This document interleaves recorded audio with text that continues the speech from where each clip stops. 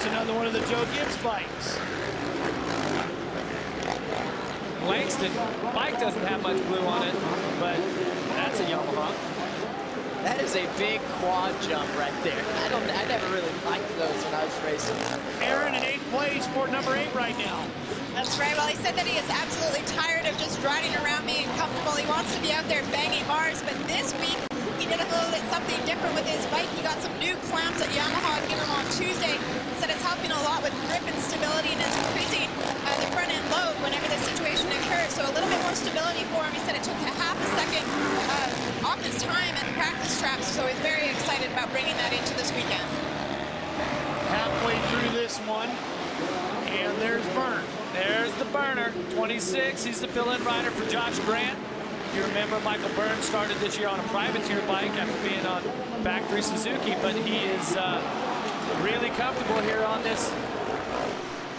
Oh, Villapono's down. Villapono is down. And we're going to shake things up at the points tonight, aren't we? Look at his exhaust pipe is clogged with dirt. Will he be able to crank it like that, Jeff? It's probably, it's not going to breathe that way. His exhaust pipe. Oh, it's really bent up, isn't it? Yeah. Devastating. So not only with a fall, losing a couple of positions, look how the back fender is really sticking up. There it is. He's done. And he's close. See right here, look at the dirt inside of there, and this whole subframe has shifted over this way. Yeah, he's done. The mechanics area is right there. He can push it, but they can't come out to him. He can push it in there, but a solid ride for Villapoto ends in frustration as he pitches it away. There's the mechanics right there. We're getting right down. We're just past halfway. He wasn't really gaining on Dungey, so he's probably looking for that little bit extra. They need to see the replay, but I think they might get it cranked there, but he's lost a couple laps at this point. I'm looking at the leaderboard, and he's already back to 19th. Aaron's right there. Championship hopes are definitely frustrating right now for Ryan Villapoto. Ryan, take us through what happened from your perspective and what's taking place with the bike. No, the bike's back up and running, guys. Looks like he's going to go out and give it another shot. Well, he's obviously lost a tremendous amount of time out on the racetrack and a lot of points to this man in that championship. Ryan Dungey, 11.2 seconds in front of Kennard now. Okay, watch this replay. This is what Villapoto was doing all day, was nailing this triple, tripling again. This is where he was going to catch Dungey, and he comes up way short. Stepped out of the way, but you seen as the bike landed, it just landed to the right of him, so kept from hurting himself, but that exhaust pipe just really drilled right into the soil here. You think I bet this guy's happy right now. The guy, the 2 is wrecked, but you got to be careful. And look at the points as of now. This points chase has changed dramatically. And as we said at the beginning of the show, Jeff, red-hot play and a red-hot points chase. And boy, both of them have come into play here tonight. Hey, you know what? I am really impressed with Ryan Dungey tonight because for so many laps, Ryan Villapoto was in the perfect spot to reel him in. And this guy right here, our leader, never messed up one time. He did perfect laps. I was watching the timing board the whole time, and he never messed up. And I think it worked on Villapoto a little bit. And look, Villapoto is actually just behind him right now. But can you believe that you start the day tied in points, and Hill was 10 points back? Now you got a 20-point lead? That is a 20 points? You know, I think he needs to be worried more about the points he has over Villapoto than he does over Hill. Because how comfortable are those points? Anytime you can be a race lead ahead, 25 points, I think that's always comfortable. I'll take it. Well, will you take it, Jeff? I'll take a race lead. Yeah, but this, we talked last week after Dungey kind of lost the mojo, and it was a must-win. He came out and got a second, and he was strong, and he was focused, and he really showed us what he was made of. And now here tonight, that same triple right there. That was the triple with Villapoto. He has stepped up. He has stepped up, and he's proven everybody wrong that doubted him. 6 laps to go here in Georgia.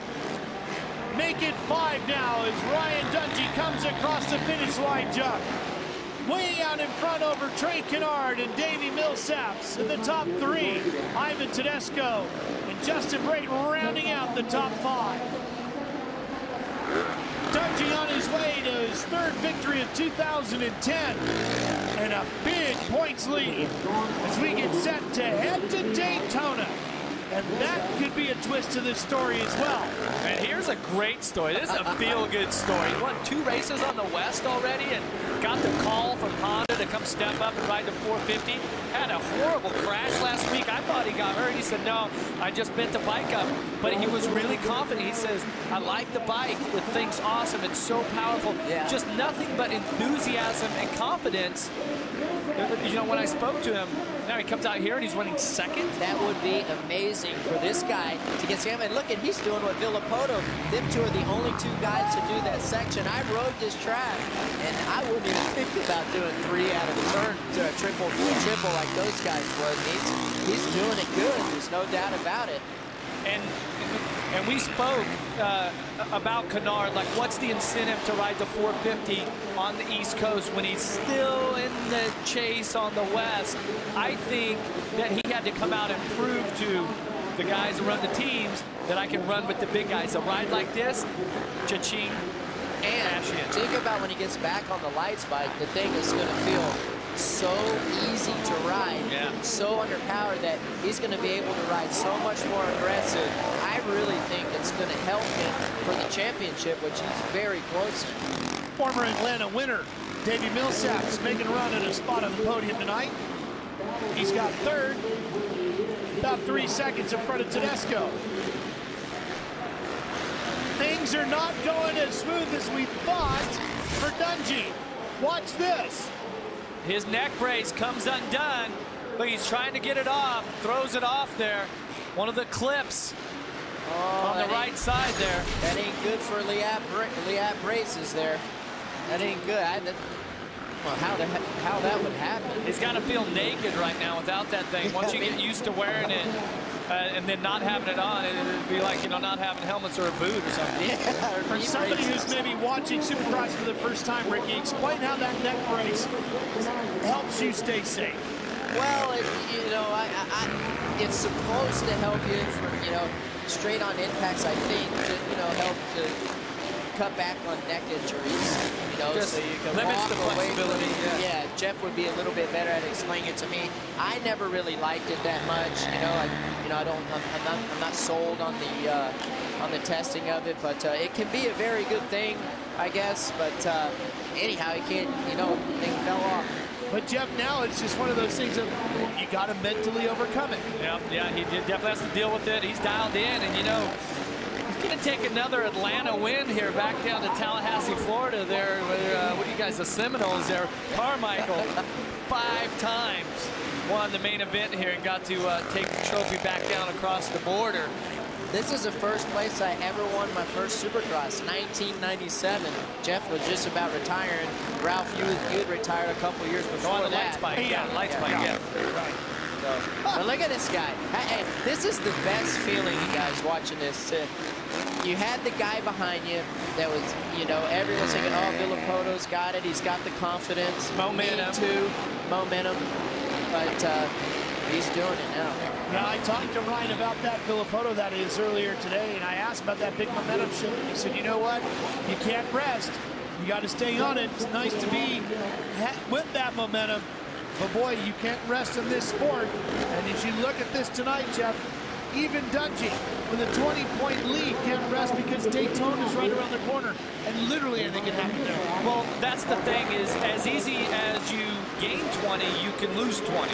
I much rather would gain the 20. I think we're all in agreement that that would be the direction that you want to go. But this thing isn't over till it's over. And with a rookie like Dungey and a hard charger like Villapoto, who's a proven champion, you know, this thing's not over. But, man, what a ride tonight for the number 5. He's fist pumping Gosler. Hey, good feeling. One of the best mechanics in the world right there.